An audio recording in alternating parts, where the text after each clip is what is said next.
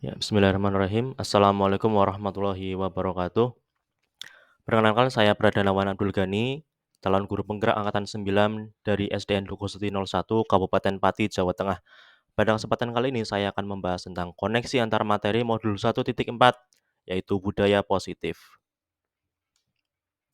Kesimpulan mengenai peran saya dalam menciptakan budaya positif di sekolah, yaitu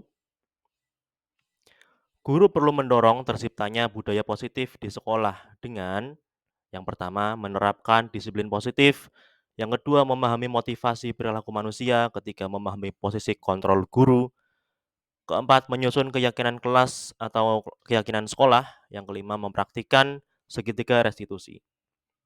Kita bahas satu persatu. Yang pertama, menciptakan disiplin positif. Salah satunya adalah menciptakan anak-anak yang memiliki disiplin diri sehingga mereka bisa berperilaku dengan mengacu pada nilai-nilai kebajikan universal dan memiliki motivasi intrinsik atau motivasi dari dalam diri mereka sendiri, bukan ekstrinsik, bukan dari orang lain atau dari paksaan dari pihak lainnya. Untuk motivasi perilaku manusia ada 3 macam, yaitu yang pertama, menghindari hukuman atau ketidaknyamanan. Kedua, untuk mendapat imbalan atau penghargaan. Dan yang ketiga, untuk menghargai diri sendiri dengan nilai yang mereka percaya. Tentunya motivasi yang ketiga inilah yang kita harapkan, supaya mereka atau murid menghargai diri sendiri dengan nilai yang mereka percaya. Selanjutnya, posisi kontrol guru ada 5 macam. Yang pertama, sebagai penghukum. Kedua, membuat merasa bersalah. Ketiga, teman. Keempat, pemantau. Dan yang kelima, manajer. Tentunya kita sebagai guru perlu mengusahakan supaya kita bisa mencapai posisi kontrol guru di level manajer.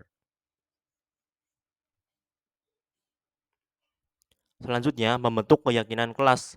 Guru membentuk keyakinan kelas berdasarkan nilai-nilai kebajikan universal dengan kalimat-kalimat positif ya. Jadi bukan dengan kalimat-kalimat negatif. Ciri kalimat positif adalah tidak mengandung kata tidak dan juga bukan dan kata-kata negatif lainnya. Sesuai kontribusi dari seluruh warga kelas dan disepakati bersama. Jadi ini merupakan suatu komitmen yang harus disepakati dan juga dilaksanakan bersama.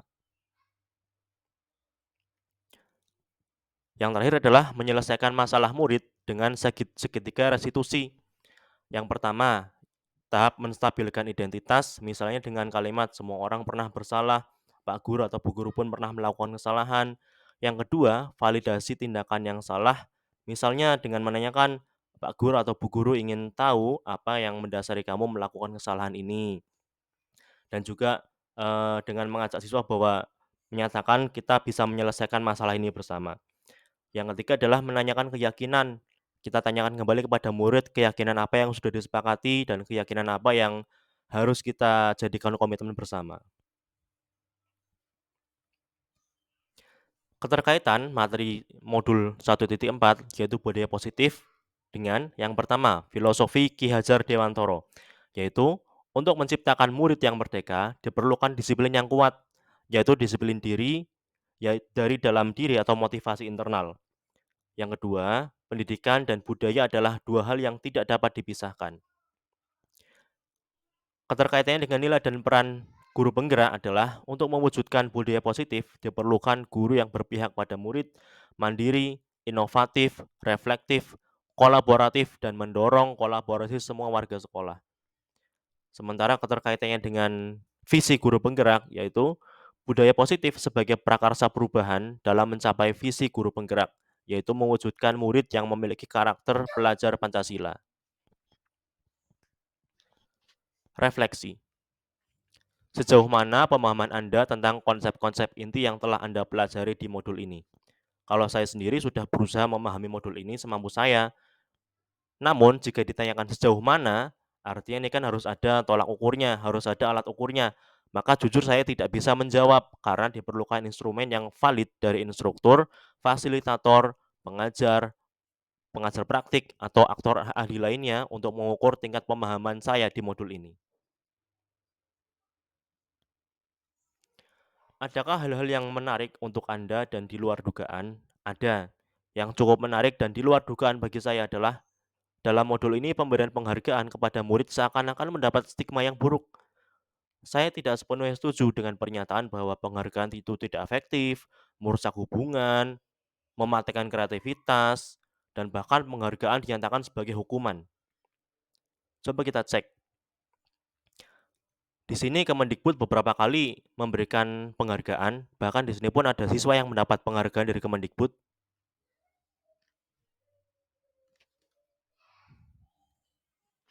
Coba kita lihat dari hasil browsing di Google ya, ada beberapa siswa yang mendapat penghargaan dari Kemendikbud dan juga dari pemerintah daerah berprestasi mendapat penghargaan dari sekolah, kemudian wakil wali kota memberi penghargaan ratusan siswa berprestasi, Pemprov Sumbar memberi penghargaan 50 siswa berprestasi, kemudian juga siswa-siswa berprestasi mendapat penghargaan. Ini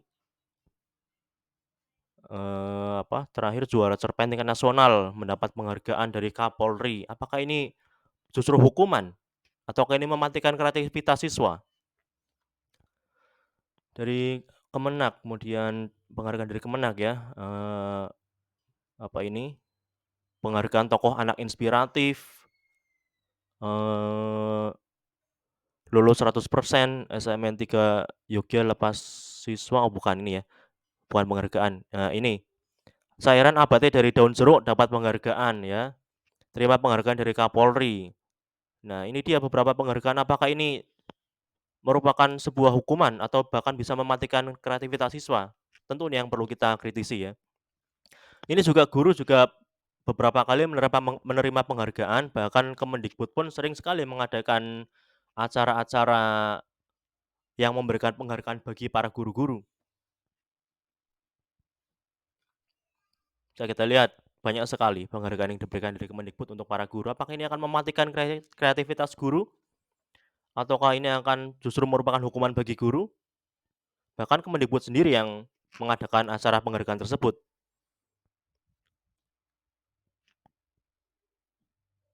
Guru dan tenaga kependidikan raih penghargaan, dan banyak berita yang lain ya, yang berisi penghargaan bagi guru.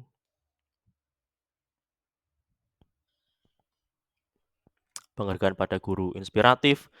Apakah yang tidak dapat penghargaan itu guru yang tidak inspiratif? Nah ini dia juga ada dari YouTube ya. Penghargaan guru SMA dedikatif, inovatif, dan inspiratif. Lalu bagaimana dengan guru-guru yang lain? Apakah tidak berdedikasi? Apakah pemberian penghargaan seperti ini akan mematikan kreativitas guru?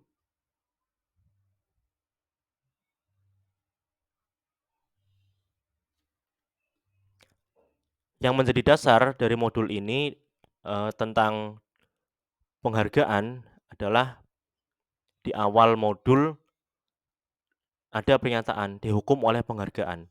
Saat kita berulang kali menjanjikan hadiah kepada anak-anak agar berperilaku bertanggung jawab, atau kepada seorang murid agar mempelajari sesuatu yang baru, atau kepada seorang karyawan agar melakukan pekerjaan yang berkualitas, kita sedang berasumsi mereka tidak dapat melakukannya, atau mereka tidak akan memilih untuk melakukannya. Pernyataan ini dari Alficon yang kemudian dijadikan dasar dalam LMS ya. Kita lihat fakta-fakta atau berita-berita yang ada. Nah ini Kemendikbudristek pun memberikan penghargaan kepada pegawai berprestasi. Ini berita diluncurkan pada tahun 2022 dan seperti ini bukan pertama kali ya Kemendikbud mengadakan penghargaan atau memberikan penghargaan pada pegawai berprestasi. Lalu bagaimana dengan pegawai yang lain? Apakah tidak berprestasi? Dan mungkin tahun-tahun sebelumnya pun Kemendikbud sudah pernah mengadakan acara-acara penghargaan semacam ini. Lalu apakah ini akan mematikan kreativitas pegawai ataukah merupakan hukuman bagi para pegawai di Kemendikbud? Next, selanjutnya, bahkan ini pun ada pedoman pemberian penghargaan ya bagi guru dan kepala sekolah. Ada Kemendikbud ini mengeluarkan sendiri pedoman pemberian penghargaan bagi guru dan kepala sekolah. Artinya ada pemberian penghargaan bagi guru dan kepala sekolah.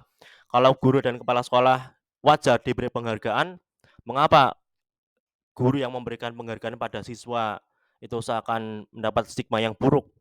Ini juga dinyatakan ya, pedoman ini diterbitkan untuk menjadi acuan bagi penyelenggara pemberian penghargaan kepada guru dan kepala sekolah yang dedikatif, inovatif, dan inspiratif.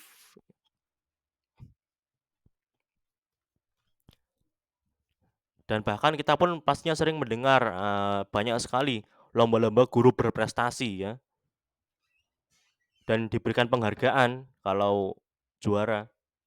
Ini kan ada banyak sekali penghargaan-penghargaan, dan saya rasa ini bisa memotivasi kreativitas guru, bukan malah mematikan ya. Bukan malah juga penghargaan bukan juga berarti hukuman bagi guru.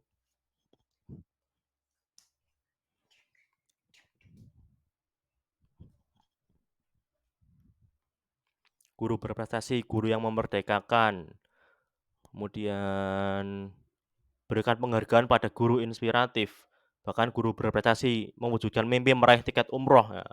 Guru yang berprestasi diberikan penghargaan tiket umroh. Ya baik, kita lanjutkan ya.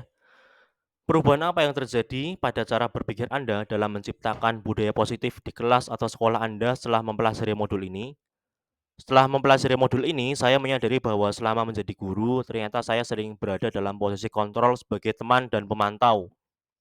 Ini juga sekaligus menjawab pertanyaan di poin H ya, tentang bagaimana perasaannya. Perasaan saya ketika menyadari bahwa saya dalam posisi kontrol sebagai teman, sepertinya ada semacam kekurangnya wibawa seorang guru ya, karena dianggap sebagai teman oleh muridnya sendiri. Sering diajak untuk melakukan jokes-jokes atau candaan-candaan yang sedang viral, dan itu bisa menurunkan wibawa seorang guru. Sedangkan saat saya berperan sebagai pemantau, terkadang, eee, ada rasa menyesal ataupun rasa kurang cocok untuk diterapkan sebagai guru karena tidak bisa memberikan solusi bagi permasalahan siswa, hanya ada siswa melakukan kesalahan apa, lalu konsekuensinya apa, tanpa memberikan solusi. Nah, maka dari itu saya berusaha untuk dapat mencapai posisi kontrol sebagai manajer. Kalau kita sudah berusaha menjadi seorang manajer, bagi siswa kita, bagi murid kita, ada perasaan bangga tersendiri karena kita bisa membantu siswa dalam menyelesaikan masalah, juga ada perasaan senang, lega, karena kita merupakan partner bagi siswa untuk menyelesaikan masalahnya. Jadi ada solusi dalam setiap permasalahan siswa. Pengalaman seperti apakah yang pernah Anda alami terkait penerapan konsep-konsep inti dalam modul budaya positif, baik di lingkup kelas maupun sekolah Anda? Bagaimana perasaan Anda ketika mengalami hal-hal tersebut? Kalau saya memfasilitasi murid-murid untuk meninjau kembali kesepakatan kelas yang pernah dibuat untuk diubah menjadi keyakinan kelas berdasarkan nilai-nilai kebajikan universal. Kalau di kelas saya ada nilai tanggung jawab, keamanan, kebersihan, kerapihan, ketertiban, keamanan, kejujuran. Perasaan saya senang dan termotivasi untuk terus membiasakan budaya positif hingga di lingkup sekolah. Menurut Anda, terkait pengalaman dalam penerapan konsep-konsep tersebut, hal apa saja yang sudah baik, adakah yang perlu diperbaiki? Bagi saya yang sudah baik adalah keyakinan kelas dijalankan dengan kondusif, ada indikasi munculnya motivasi intrinsik dari siswa saya. Dan yang perlu diperbaiki adalah keterampilan mempraktikkan segitiga restitusi dengan kompleksitas masalah murid yang berbeda-beda. Sebelum mempelajari modul ini, pernahkah Anda menerapkan segitiga restitusi ketika menghadapi permasalahan murid Anda? Jujur saya belum pernah. Sebelum saya mempelajari ini, saya hanya mendengarkan apa keluhan siswa, apa masalah siswa, dan coba saya berikan solusinya, langsung ke solusinya. Cuman untuk pelaksanaan segitiga restitusinya, sebelumnya belum pernah saya laksanakan. Selain konsep-konsep yang disampaikan dalam modul ini, adakah hal lain yang menurut Anda penting untuk dipelajari dalam proses menciptakan budaya positif, baik di lingkungan kelas maupun sekolah? Menurut saya sudah cukup, karena materi di modul 1.4 pun sudah sangat banyak. Sekian dari saya, terima kasih. Wassalamualaikum warahmatullahi wabarakatuh.